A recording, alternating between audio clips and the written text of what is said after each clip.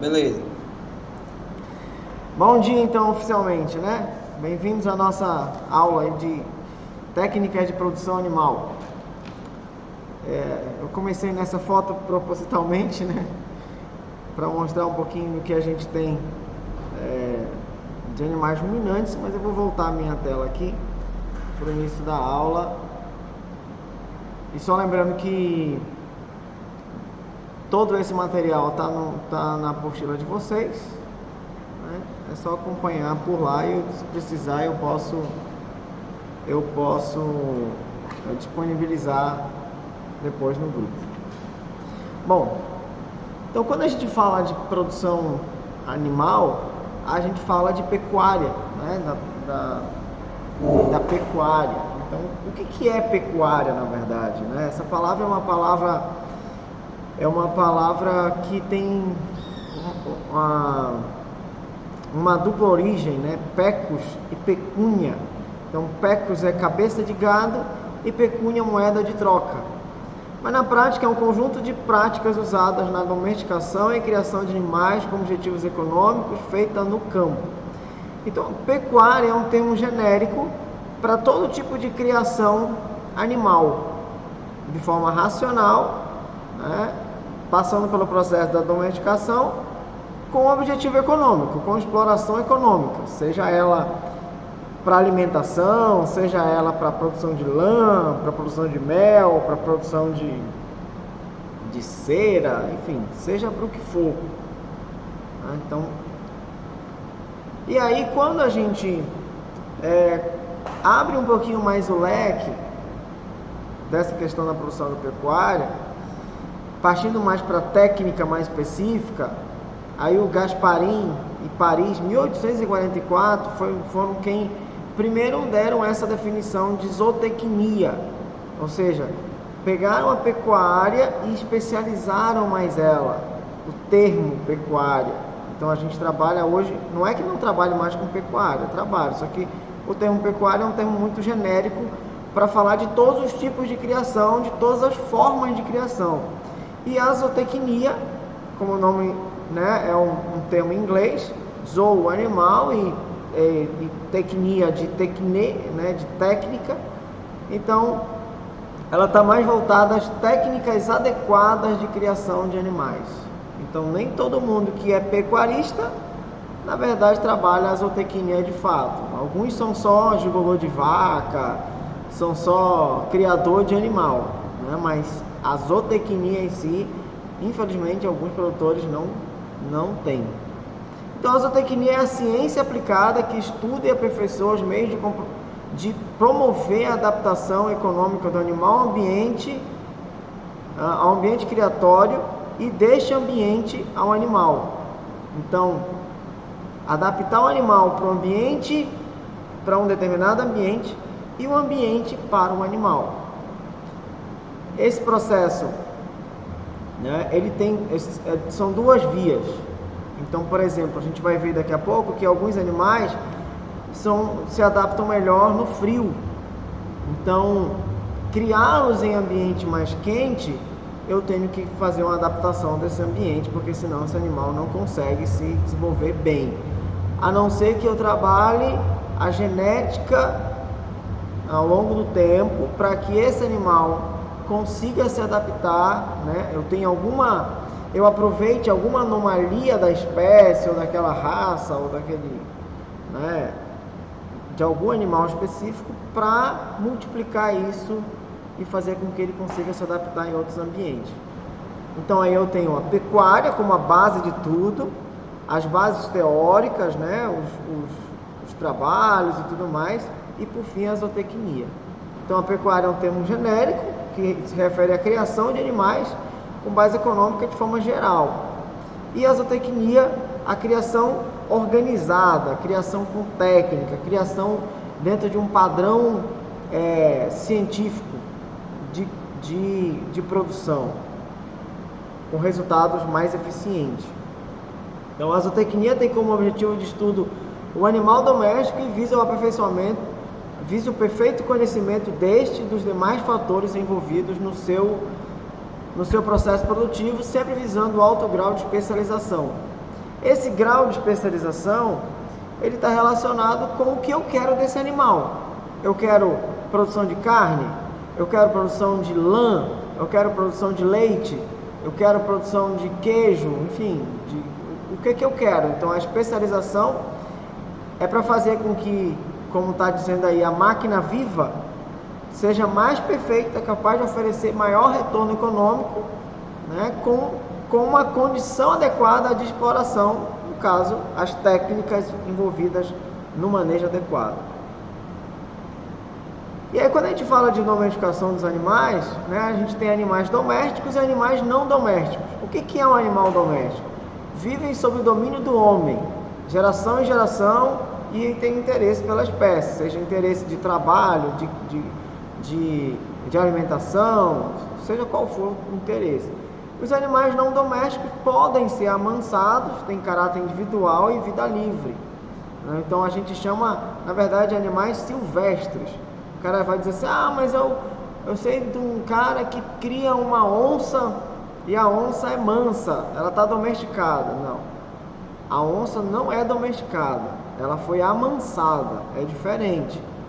A espécie dela não foi domesticada. Eu só posso falar em animal doméstico quando uma espécie foi domesticada ao longo do tempo e ela já carrega na genética de geração em geração esse caráter de domesticação.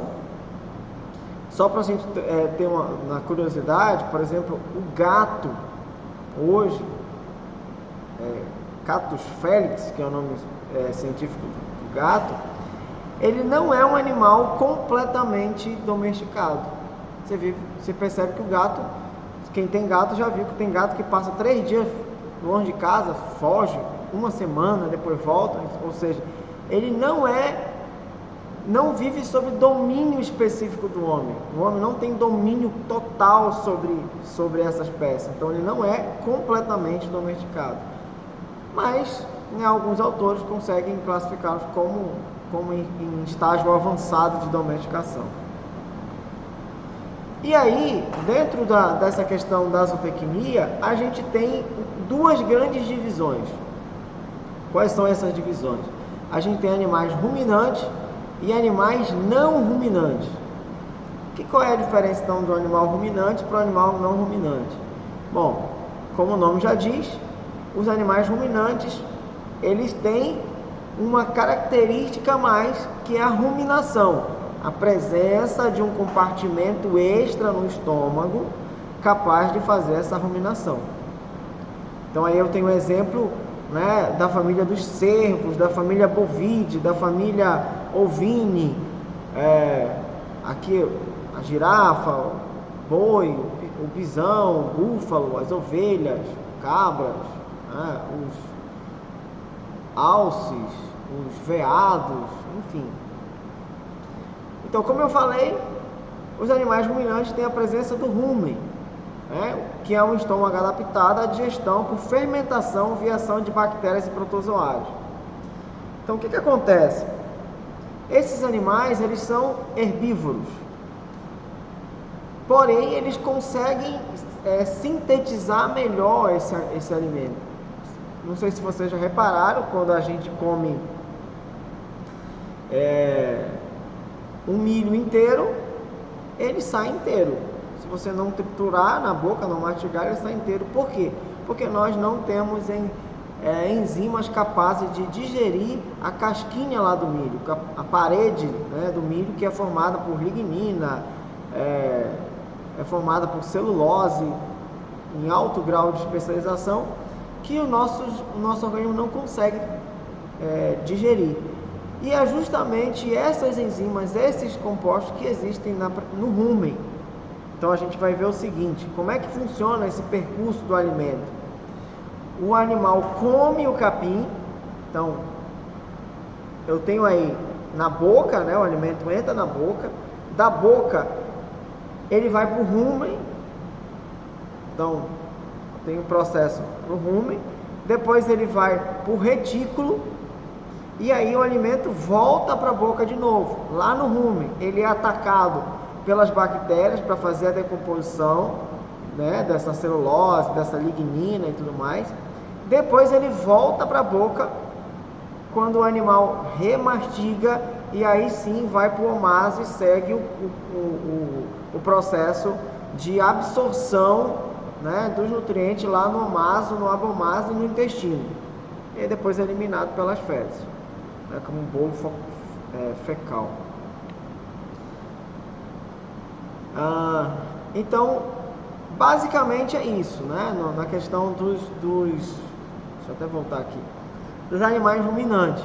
Lá na frente a gente vai ver a diferença dos não ruminantes, né? Então eles não têm essa presença do rumen com uma observação lá nas aves, que tem o papo, que é uma estrutura no estômago parecida com o rumen. Qual é a diferença? É que lá no papo o processamento é físico, não enzimático. Então, o papo tritura, né, o alimento e tudo mais de forma física para fazer a quebra. Não tem ataque de enzimas. Então, sem mais delongas, vamos entrar aqui na bovinocultura de leite. Quando a gente fala de zootecnicamente falando, na zootecnia de ruminantes, a gente vai trabalhar basicamente a bovinocultura de leite, a bovinocultura de corte,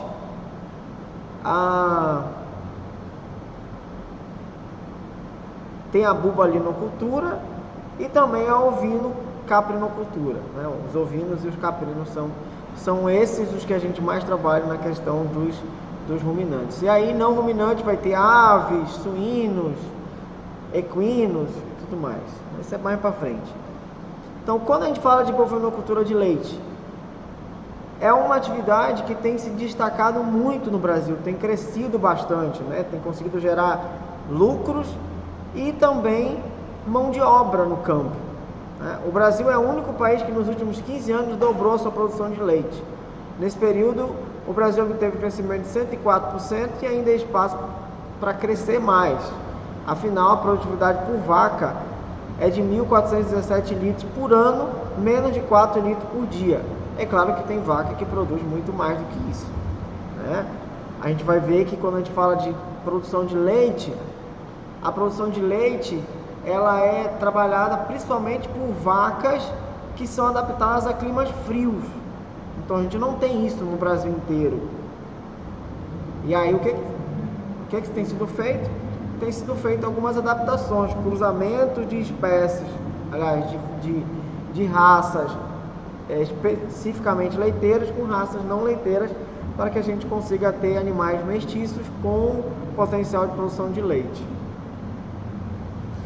Aí há um panorama internacional, né? A Austrália com 14 litros dia, isso é média, tá? Lá eles têm vaca com 50 litros por dia. Argentina com 11, Nova Zelândia com 10, Estados Unidos com 4,3 e o Brasil com 3,34.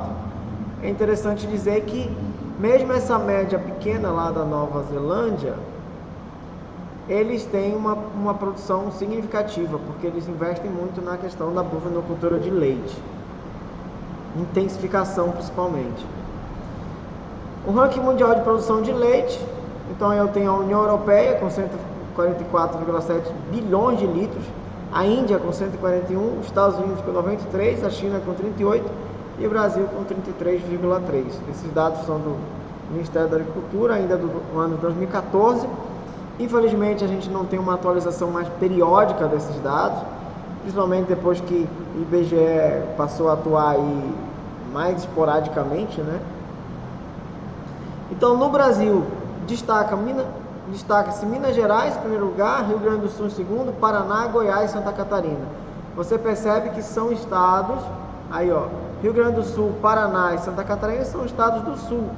Minas Gerais e Goiás são estados intermediários, né, no centro-oeste, centro do Brasil, que consegue ter um clima mais ameno uma parte do ano. Então, você não vê aí nesse ranking os estados do Nordeste nem do Norte em destaque, porque a nossa produção é muito pequena, como eu disse, calor é o principal fator, o fator ambiental.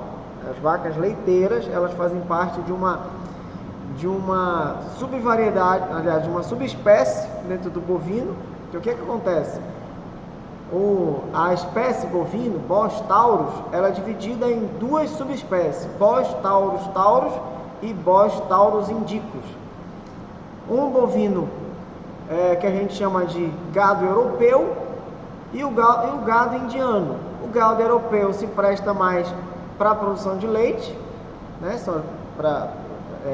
por conta do frio, e o gado indiano, o indico, né, o Bos taurus indicus, ele está mais relacionado à questão de produção de carne. É um animal mais rústico, mas que tem uma conformação corporal um pouco maior e tudo mais. Deixa eu correr aqui que a gente tem pouco tempo, né? Importância socioeconômica da bovinocultura de leite. Então, o leite está presente na casa de toda a família brasileira, né? Então, a gente tem um consumo significativo de leite e dos seus derivados também, né? Porque do leite vem manteiga, vem queijo, vem iogurte, vem creme de leite, doce de leite, leite condensado e uma série de outras coisas mais. Então, quando a gente vai olhar para o modelo de produção do leite no Brasil, ele é basicamente familiar, né? A bovinocultura de leite está muito atrelada à agricultura familiar ou pequenas propriedades, não necessariamente a agricultura familiar, porque demanda de uma mão de obra, né, especializada e tudo, e demanda de mais mão de obra do que a bovinocultura de corte, né? Todos os dias tem que tirar o leite e tudo mais. E é um processo de produção que caminha, né, que tem tudo para caminhar para a questão da sustentabilidade, quando a gente tem os atores envolvidos de forma organizada, né? Eu tenho um produtor, o transportador, o laticínio, o vendedor, o comércio e o consumidor. São vários elos nessa cadeia da produção de leite. O ideal é quando esse produtor ele também consegue ter o laticínio, que aí ele agrega valor no processamento desse leite, né? Para a produção, como eu já falei, de manteiga, de queijo, outras coisas mais. Então, quando a gente fala de sustentabilidade, a gente fala no sentido de que esse agricultor ele consiga avançar para isso, ele consiga, inclusive, chegar no consumidor final, né? Então, não só produzir, transportar, processar, vender, né? Fazer essa comercialização direta com o comércio e às vezes até ter representação no comércio para alcançar o consumidor final.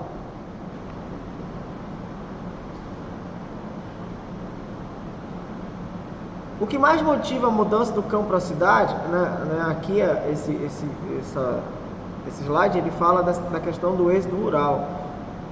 O Brasil ele tem um potencial muito grande para a questão da produção do leite, mas a gente passa por um processo complicado que ainda é o êxodo rural.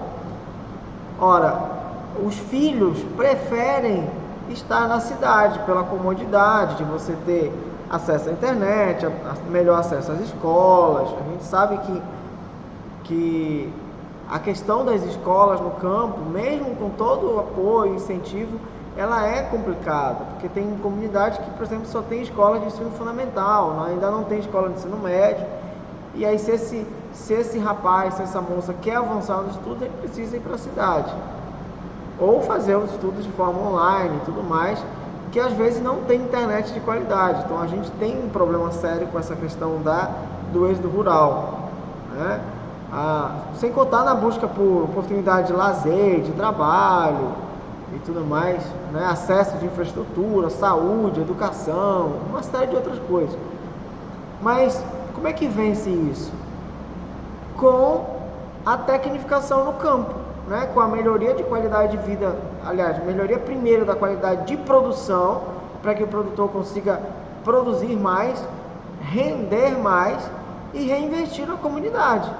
Então eu vou ter um desenvolvimento melhor desse local, dessa comunidade, dessa vila, enfim, né? Do meio rural como um todo. Aí passando para o sistema de produção, veja, algumas coisas aqui na bovinocultura de leite, eu vou falar que serve também para a bovinocultura de corte. Então, o sistema de produção, existem basicamente 3 tipos, né? A pasto, semi-confinado e confinamento total. Questão de confinamento total é mais comum para a bovinocultura de leite, né? Porque exige uma alimentação mais balanceada, exige um cuidado melhor. Então é assim, é mais comum a gente ver o confinamento ou semi-confinamento para gado de leite do que para gado de corte.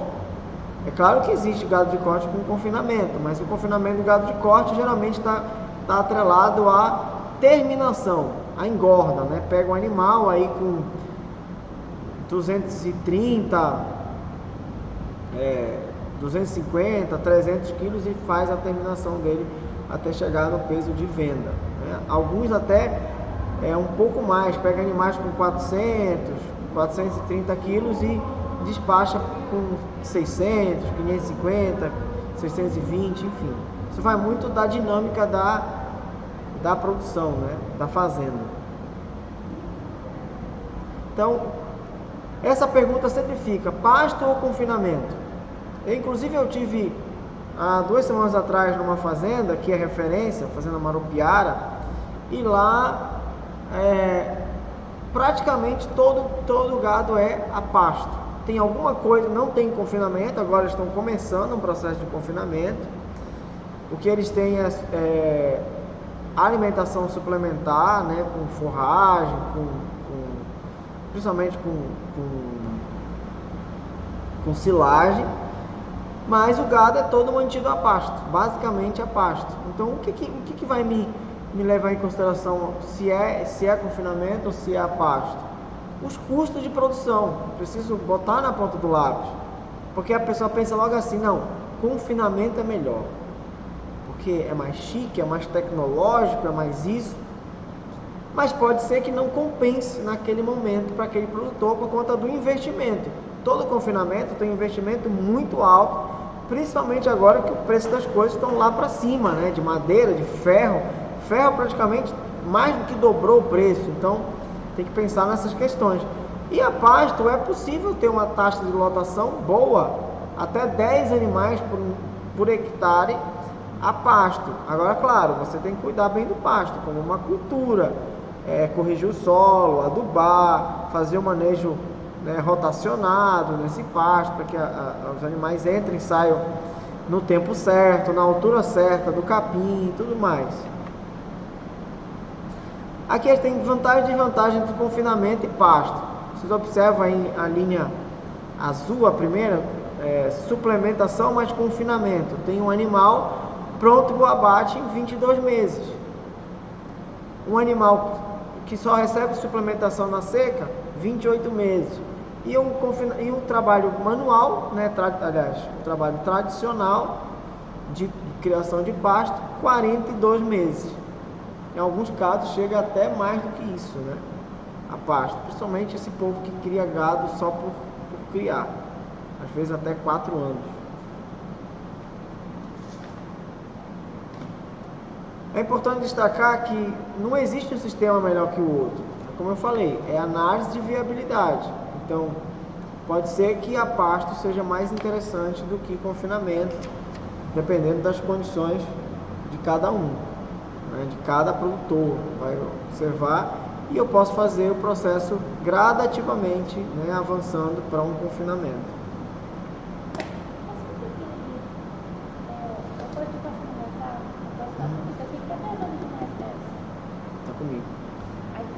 Tá.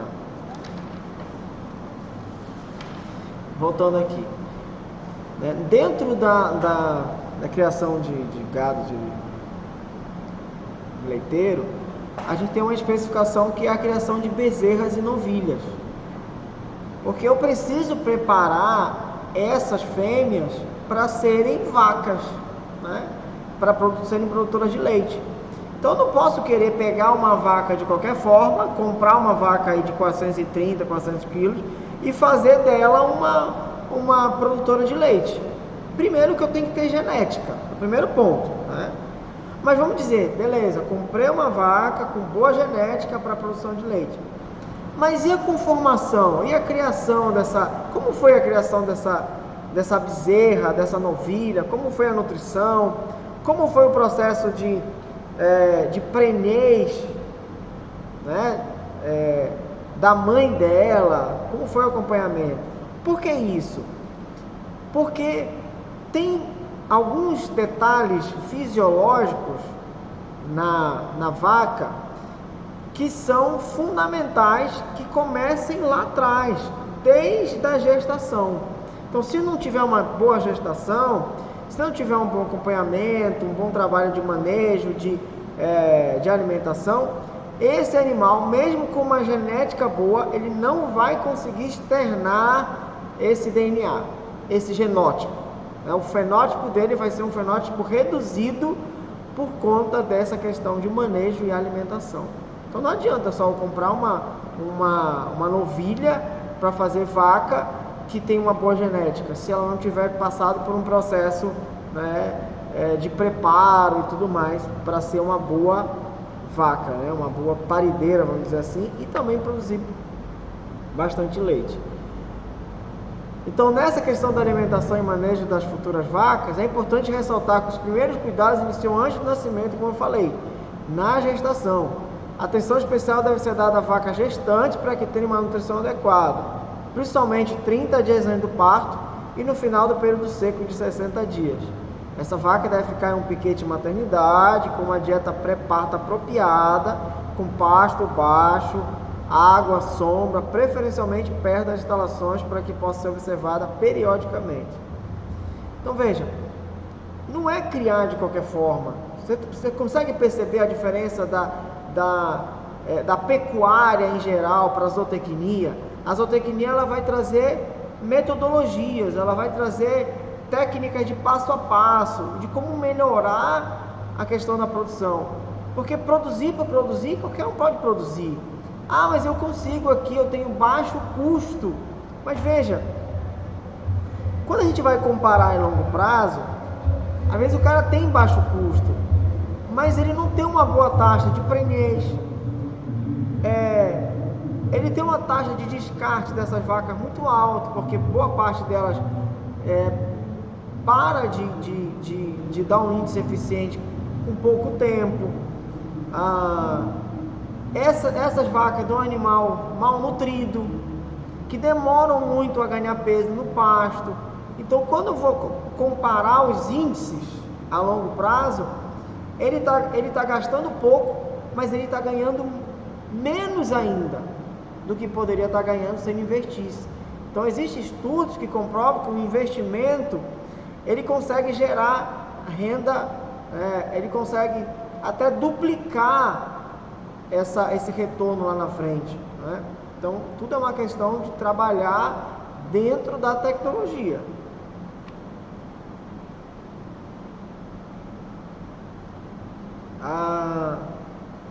Ao nascerem, as bezerras não possuem anticorpos suficientes, dessa forma ficam sensíveis a diversas doenças. Por isso, elas devem mamar, preferencialmente nas 24 horas, para que ela receba o colostro.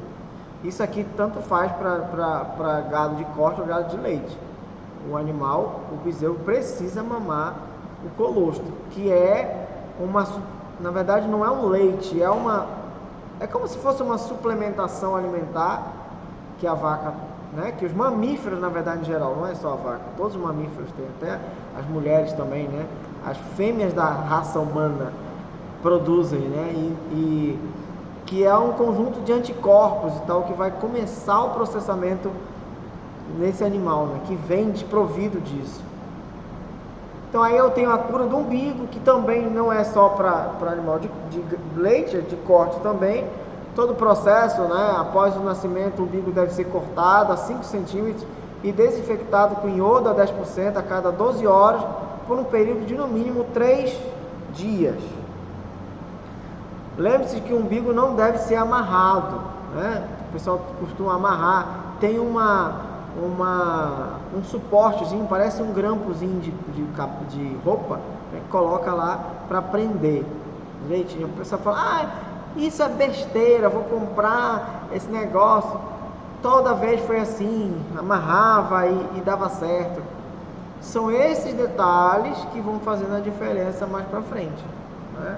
No animal que vai desenvolver o potencial genético, do animal que não vai desenvolver o potencial genético. Aí tem a descorna, que é a retirada do chifre, né? Essa descorna, ela deve ser feita quando a bezerra tiver cerca de 30 dias de vida, com ferro quente, pasta química ou cauterizador elétrico. No material de vocês vão dar uma olhada melhor, né? Porque eu preciso correr um pouquinho com o tempo aqui. Mas só aqui alguns exemplos, né? De descorna e tudo mais. Aí tem a questão da alimentação, né? Concentrado e feno. O que é o concentrado, o que é o feno? Bom, o feno ele é um processo mais simples, né? Você corta o capim e tira a umidade. Então eu vou ter praticamente um material rico em fibra e relativamente em proteínas, dependendo do tipo do capim. E o material, o concentrado, né? Seja ele uma silagem, por exemplo, ela tem... A ideia do concentrado é ter um volume proteico, uma proteína melhor, né? Uma concentração de proteína. Quando a gente vai ver a questão da nutrição dos animais, a gente precisa fazer uma dieta balanceada.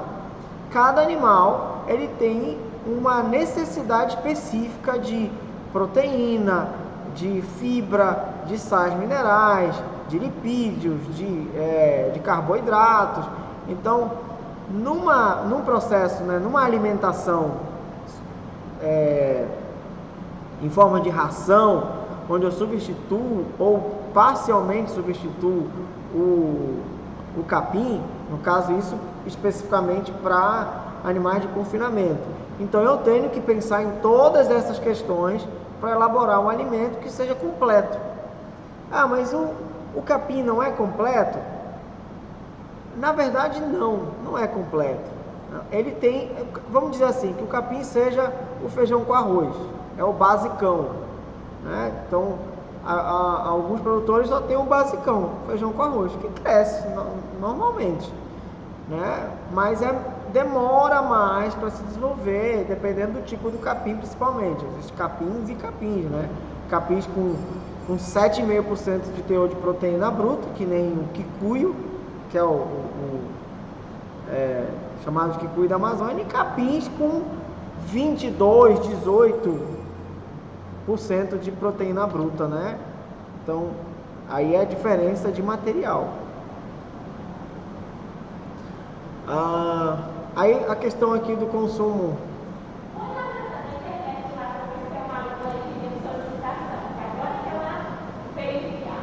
Tem não. Agora que a Lica Lopes entrou em contato comigo. Não tem ninguém aqui ainda para entrar. Não aparece a solicitação dela? Não.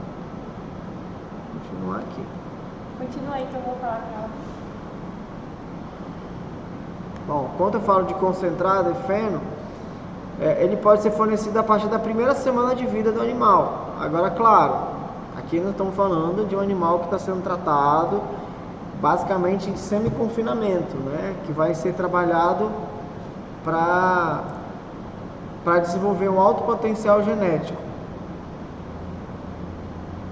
Só um pouquinho. Até agora nada. Não. Eu vou ficar olhando direto aqui. Não, eu vou ficar aqui esperando. Então, no material de vocês vão ver, né, as recomendações, a raça, o consumo de concentrado por dia, aqui o holandês 1 kg, o girolando ou o gersolando.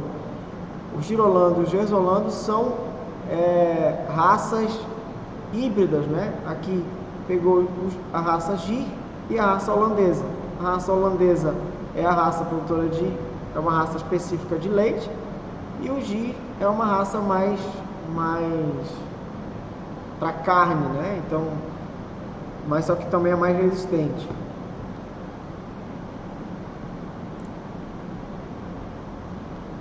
Até agora nada.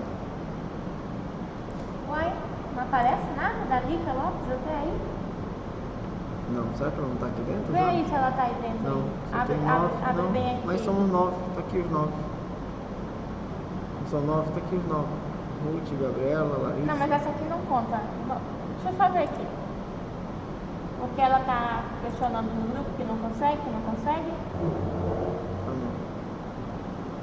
Mas ela entrou na reunião. Aqui até o nome dela. Ela entrou e saiu, não foi? Entrou e saiu. Tá, joia. Vou continuar aqui. Tá, pode continuar. Isso aqui eu vou passar, né, as novilhas leiteiras, a questão da nutrição e tal, porque eu preciso fechar com algumas coisas mais para frente. Então, a alimentação e manejo da vaca depende das necessidades das vacas. Então, para definir a existência de uma vaca leiteira, é preciso considerar diversos fatores, como produção de leite. Obviamente, quanto mais produz, mais ela tem que se alimentar. O estágio da lactação que ela está, a idade dessa vaca, o consumo de matéria seca, a condição corporal dela, o tamanho dela, né, o peso que ela tem, tipos e valor nutritivo dos alimentos fornecidos diariamente. Não adianta eu achar que eu estou dando um monte de alimento e que está nutrindo, que não é assim. Como eu disse, é a nutrição balanceada. Não adianta eu encher meu bucho de farinha e achar que eu estou nutrido, né? Farinha vai ter carboidrato, basicamente.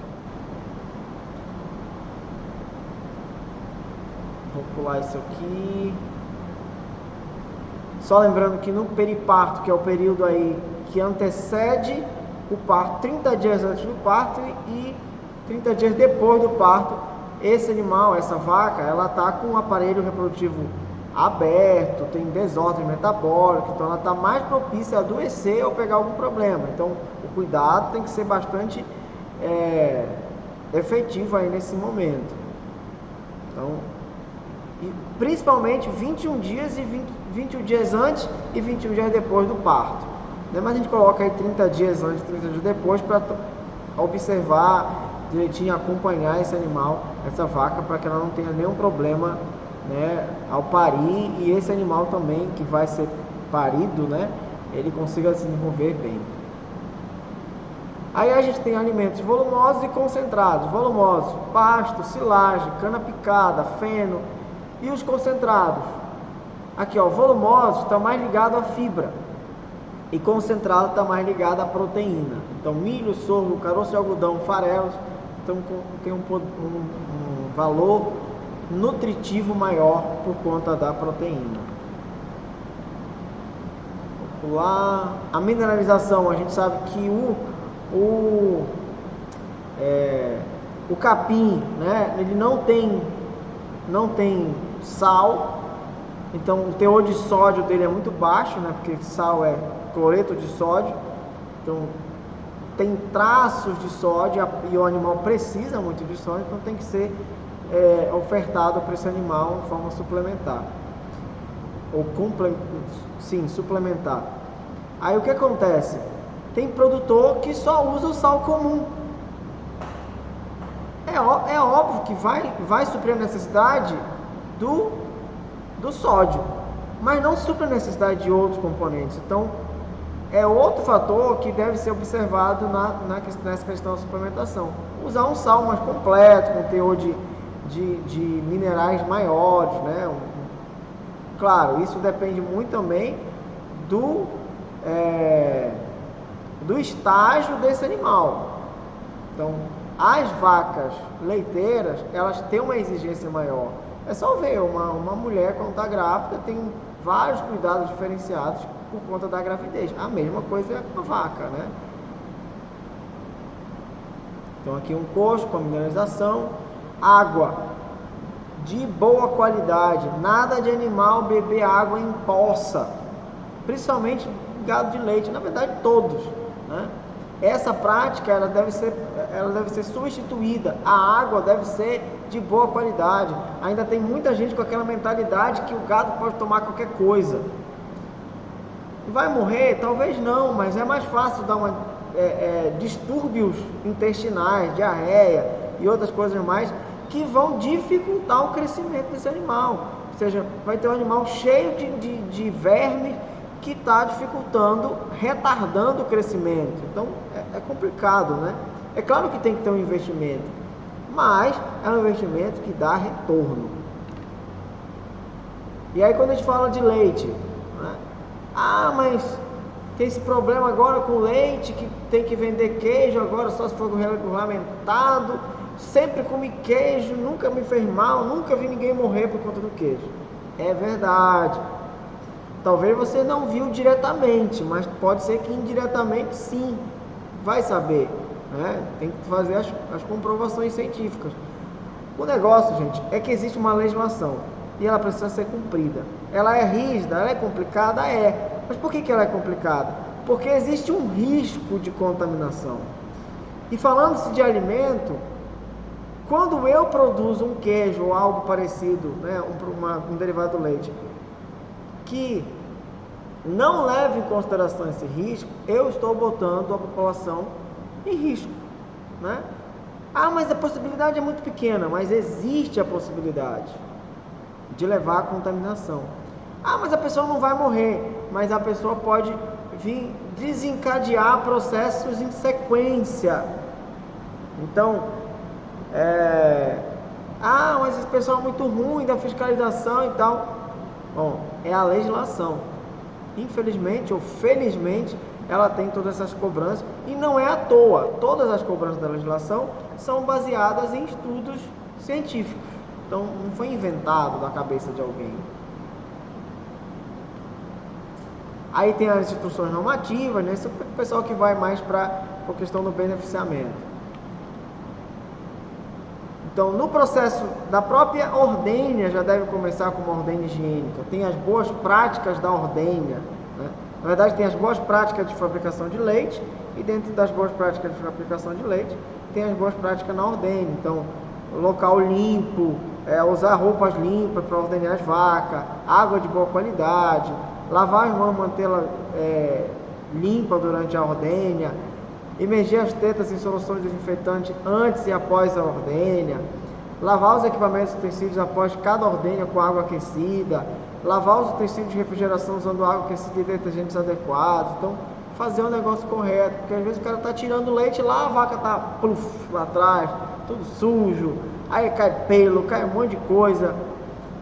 Quem está lá na ponta não vê tudo isso, né? Quem compra o queijo não vê tudo isso, só compra o queijo. E às vezes tem contaminantes, principalmente microbiológicos, né? Na verdade, pode ter contaminante físico, químico, biológico. O físico às vezes dá para ver, mas o biológico a gente não vê, nem o químico. Então, sequência da ordenha: condução lenta e tranquila das vacas à ordenha, nada de bater, nada de estressar, porque na hora que a vaca estressa, o que acontece? Ela libera adrenalina e a adrenalina corta a produção do leite. Então complica tudo. As vacas devem aguardar a ordenha em um local limpo, tranquilo, com água e sal, que é a área de espera. As tetas das vacas devem ser lavadas somente se estiverem muito sujas. Retirar os 3 primeiros jatos de cada teta com uma caneca de fundo preto e observar a presença de grumos, porque pode ter ali as mastites, né? As infecções da glândula mamária. Aplicar a solução pré-dip nos tetos antes da ordenha, né? A solução lá com iodo. Enjugar os tetos com papel toalha, abrir o registro sobre o útero e colocar as teteiras nas tetas sem entrada de ar, nesse caso aqui as automáticas, né? Aquelas ordenhadeiras automáticas. Retirar suavemente as teteiras quando diminuir significativamente o fluxo de leite. Mergulhar os tetos no frasco aplicador de solução pós-dump, depois da ordenha. Liberar a vaca de forma tranquila e conduzir a alimentação para que permaneça em pé até o fechamento do teto, não deixar a vaca deitar. E alimentar essa vaca depois, né? Porque ela acabou de produzir leite, né?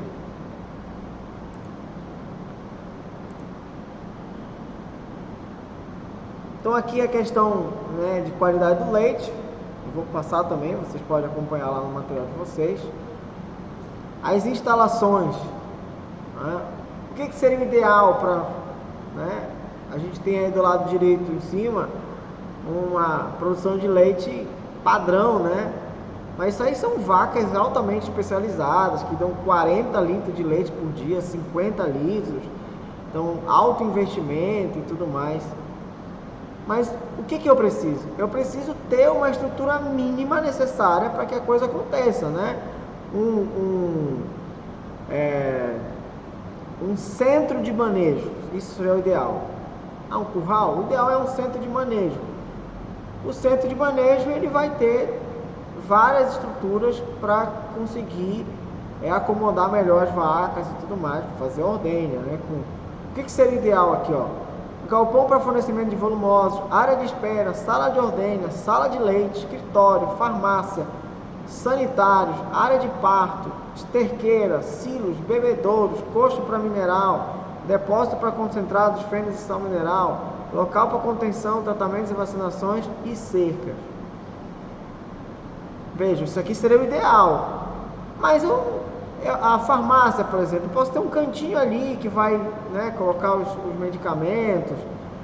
Agora, quando fala de vacina, de outras coisas, precisa ser algo refrigerado, tem que ter um local específico para isso. Mas aqui, como a minha mãe sempre diz, quem não pode correndo vai andando, vai fazendo devagar e estruturando para ter depois um ambiente melhor. Mas eu fiz um curral pequeno, eu preciso pensar a médio e longo prazo. Mas foi só o que o dinheiro deu, senão, mas veja, já tem que deixar uma estrutura então própria para ser ampliada. Senão, depois você vai ter que destruir e fazer de novo, aí vai gastar o dobro do valor. Nós temos algumas raças de bovinos leiteiros. Em relação à escolha da raça, deve ser considerado vários fatores, entre eles sistema de produção a ser adotado na propriedade, a pasto ou confinado, o clima, porque as principais raças leiteiras estão de clima frio. Aí, como eu falei ainda agora, o que fizeram? Cruzaram raças leiteiras com raças não leiteiras para que dessem animais mestiços, e assim foram criadas raças mestiças para conseguir produzir leite em regiões mais quentes. Claro que essa produção também é menor, mas é possível. Então aqui eu tenho a holandesa, né, top de linha aí, com média de 7.700 kg de leite em 305 dias. Tem a Jersey, com 5.000 kg de leite também mais ou menos nesse período de 305, 310 dias. A Guernsey, essa raça possui uma formação tipicamente leiteira. Então aí 5.200 quilos também na média de 305 dias por ano. Aí a gente tem as raças zebuínas, lembra que eu falei? Eu não falei lá atrás, mas as raças taurinas, elas não têm o cupim. Essa é a diferença básica das duas subespécies, né? O gado zebuíno, ele tem cupim. E o gado holandês não tem cupim. Existem algumas raças zebuínas que conseguem produzir leite. Não é tanto, né? Mas a Gir, por exemplo, é uma delas. A Guzerá consegue produzir alguma coisa, mas o que o pessoal fez? Cruzou essas raças com raças específicas de produção de leite. Por exemplo, a Gir com a holandesa ficou a Girolando, ou a Jersey, né? A Gersolando, a Jersey com a holandesa, e foi criando raças com conformação para essa questão do leite. Aqui que eu falei, a Girolando, a Gersolando e a Jersey. Então, são raças que têm uma aptidão leiteira, né? Não chega ao posto das raças principais, mas consegue uma produção muito boa em ambientes que não seriam adequados para essas raças específicas. Aí a gente tem algumas novas tecnologias, né, que é a integração lavoura-pecuária, floresta, né, aqui no caso a integração silvopastoril, que é a integração pasto e floresta. Essa imagem, inclusive, da esquerda aí desse gado, é uma imagem lá da fazenda Marupiara, não foi de agora, tem um tempinho isso. mas é possível. Tem aqui a fazenda Diana, que tem esse processo também. Inclusive confere um conforto térmico melhor para os animais e tal, mas tem que adequar muito bem o sistema, porque árvore e pasto concorrem, então a gente tem que saber alinhar o tipo de pasto, o tipo de árvore que vai ser colocada aí. Tem o leite orgânico também, né, que é uma tecnologia nova, claro, vai agregar um valor maior e tudo mais. Tem a questão da produção de machos de leite, né? Os machos, porque a gente pensa só nas fêmeas, mas o macho também para dar para ser um reprodutor de boa qualidade e tudo mais, né? Perpetuar a raça. E infelizmente não vai dar tempo da gente ver a questão da bovinocultura de corte, mas aliás, eu vou só entrar um pouquinho aqui, vou pegar esses 3 minutos para as 11h20, e aí depois a gente abre para vocês fazerem as perguntas e tudo mais. Bom, o Brasil é o maior exportador de carne desde 2004, né? A gente tem hoje basicamente 1,2 cabeças por hectare em média. Essa média ela é muito influenciada pelas áreas de confinamento. Então, na prática, a gente tem aí 0,8, 0,9, uma cabeça por hectare. Então, a gente tem o segundo maior rebanho bovino do mundo, mas comercialmente o nosso é o maior. Por que é o maior? Porque os Estados Unidos têm um rebanho grande bovino, só que a maior parte não é esse gado nosso, né? Não é o gado, o Bos taurus, é o bisão. Então acaba entrando como bovino, mas não tem a mesma conformação, né? Não é a mesma espécie. Então qual deve ser o foco da produção pecuária, né? Melhoria dos índices produtivos e reprodutivos, conforme a gente tem no material de vocês lá. Desculpa, estou passado aqui. Índice de prenhez, taxa de natalidade, diminuição da taxa de mortalidade, índice da primeira cria, idade, aliás, da primeira cria, a questão dos índices de doença, o manejo sanitário, as vermifugações, as vacinações, todo o processo, né, para que a gente consiga ter um animal em menor tempo e com menor gasto. Esse é o desafio da pecuária. Na verdade, esse é o desafio de toda a produção, né, seja ela vegetal, seja ela animal.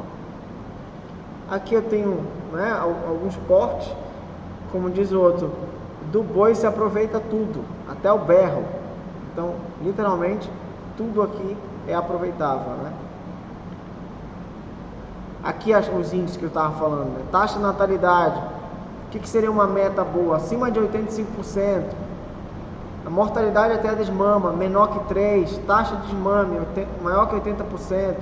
Mortalidade pós-desmama, menor que 1%. Idade à primeira cria, menos que 2 anos. Intervalo entre partos, menor que 12 meses. Idade de abate, até 24 meses. Peso de carcaça, acima de 240 quilos. Lotação, pelo menos 2 animais por hectare. E produção por arroba hectareano, acima de 16 arroba por hectareano. Então a gente viu que a gente tem 1,2 animais por hectare, é muito baixo. Quando a gente volta lá atrás, o Brasil oscila muito, mas as pesquisas dizem que cerca de 170 milhões de hectares de pasto. Então são 209, oscila também de ano para ano, mas vamos colocar aqui 210 milhões de cabeças de gado. Por isso a questão do 1,2, né, animais. Mas imagina se a gente conseguisse levar isso para 2, né? 2 animais por hectare na taxa de lotação do Brasil. A gente teria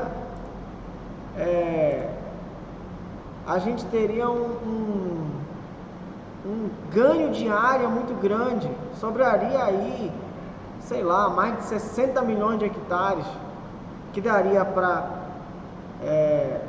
aumentar em 50% o rebanho bovino, que seria muito, né? Eu acho que não teria nem demanda para isso, mas pode ser trabalhado outras culturas, né? Integração com lavoura, integração com outras áreas.